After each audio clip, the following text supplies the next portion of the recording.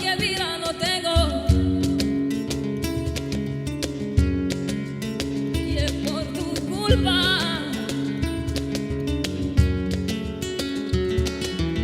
La noche es igual que los días de soledad.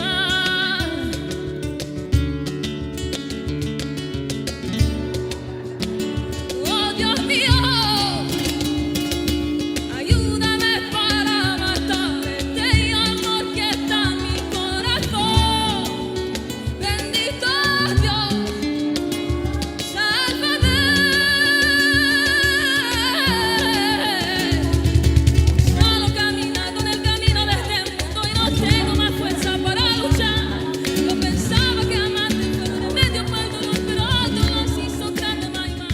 Today in Munich, we are welcoming Yasmin Levy, a renowned musical performer whose lyrics aspire to resonate with her audience through a whirlwind of emotions that are carried out in her songs and performance.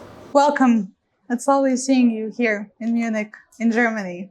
Thank you very much. I'm very excited to be here. I think I've been here maybe 15 years ago. So I'm very happy to be here again. I'm very glad about that. You have recently come out with a new and a highly anticipated album, Mujer. Can you tell us about the inspiration behind the album and how it differs from your previous ones? How is it different from my previous ones? I think this, first of all, the influence I had in this album and all my albums is my personal life. But this is a special one because it was created after the greatest crisis I had in my life. And all my songs are always, about things that I never invent a song. Like I never write something that I imagine. Usually it's about things that I experience myself or people whom I know and I love. Mostly when they suffer. But I never created like this time. This album just came out of me, I think in few minutes. Every song, it took a few seconds and it was created. It just came out. I did not work, I didn't write, I did not compose. It all came from, I think, from God. And inside, and I took it out. But it was the most devastating time of my life, moment of my life. And this is what the impression that I have from creating this album. I will take this hard time of my life always with this album. But I'm happy for this. Thank you. In your previous interview, prior to your Vienna performance, you spoke warmly of the rich musical heritage of the Balkans and your substantial fan base there. Looking ahead, do you see yourself exploring the cultural influence, further, perhaps even incorporating Balkan music elements into your upcoming projects or songs? I also grew up, of course, with Balkan music in my house. It's very, I think what's interesting me in Balkan music, I don't know how to define it correctly. It's there is a gap between the sound and the message. It's a gap. It's a contrast, and I think this is what's interesting for me. It's not like nice and beautiful. No. It's beyond. It makes me as a musician to think. It will be very hard work for me to learn it properly because it's a very high level music. I see it like a Persian music. It's very. It sounds not hard, but it's very hard. And I like to do many things, many collaborations. If I do it someday, it will be a challenge for me. It will happen if I will be very excited, because then I need to lose my mind when I do something like this. I need to have totally free mind. And if I'll do it, it will be, I assume, like big project. But I don't think I'm ready for this yet, now, at this point of my life. Thank you. You're performing again in Munich after 15 years, with the concert being supported by MTEL Germany. How does it feel to be back here? And what are your plans for future performances this year? How is the feeling to come back? Yeah. I don't know, because I don't remember the feeling of being here, I must tell you. It's been a whole life for me. I'm not saying this without respecting, no, with a huge respect. But my life, like all of us, is a long, long journey, and I don't find the memories from being here before, because it's been many years, and I was very young in my mind and different. Today I come as a grown woman, almost old woman, and it will be, whatever it will be different for me. More mature place. And that's why I'm curious about performing here now, because I think I'm different now. We're very looking forward to it, I have to say. And I wanted to also ask you, your performances are known for their emotional depth and the ability to deeply move your audience. Can you describe your mental and emotional preparation process before a live music performance? How do you connect so effectively with your audience through your music? I have no preparation. Maybe I surprise you, but I just need to be left alone before. And I think the only thing I really do is I'm diving. You say diving, no? To dive. Totally to myself.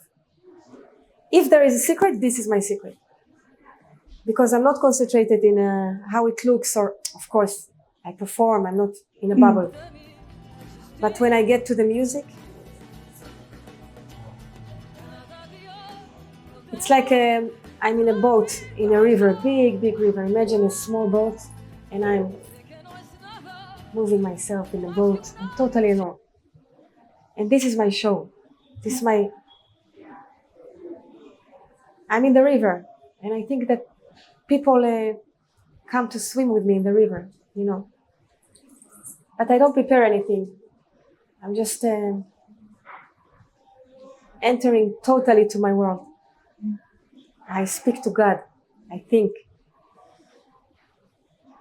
And when it's like this, I don't need to affect anyone. They get affected because something that they feel. Thank you. You often mention the influence of your father in your music.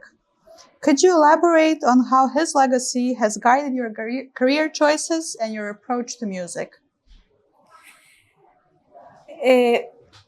Listen, my father passed away when I was 1 year old and a half. If he would be alive, I wouldn't be a singer. It was a big thing for me to become a singer because he didn't want his kids to be singers. And it was very hard for me to fight against this knowledge in my mind, to finally decide that I am a singer. It was hard with himself, with music. He was unbelievable, great musician, if I may say. Very tough about music. And when I decided to become a singer, it was harder for me because I had this big image on my head all my life. So I was ashamed to sing. It took me some years, and I said to myself, it's okay, he's dead. You can sing, let go. But because of respect, you know. And his influence on me is huge. I'm very hard with myself. I'm jealous of him not trying to impress.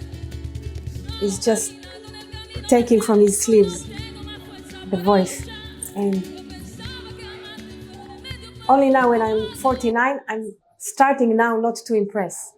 When you are a child, when I was young, I used to show, bah, look, everything I know, blah, blah, blah. But no, the secret is not to give, to impress. And he was smart many years before I became smart.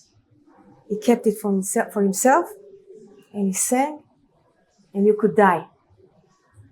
And his influence is great. It did not make my life easy because he was such a musician. But I believe I did everything with a huge willing to prove him that I deserve to sing. With such a busy schedule this year, are there any specific new collaborations or new projects, perhaps a new music video or a new song arrangement that you're particularly excited about? Many, many, many things. First, when you asked this, I said, oh my God, no.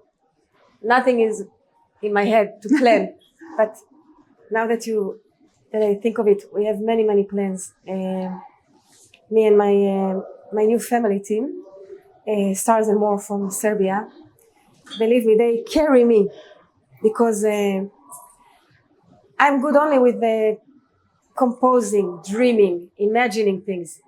But this family of mine, they bring ideas and they make things happen.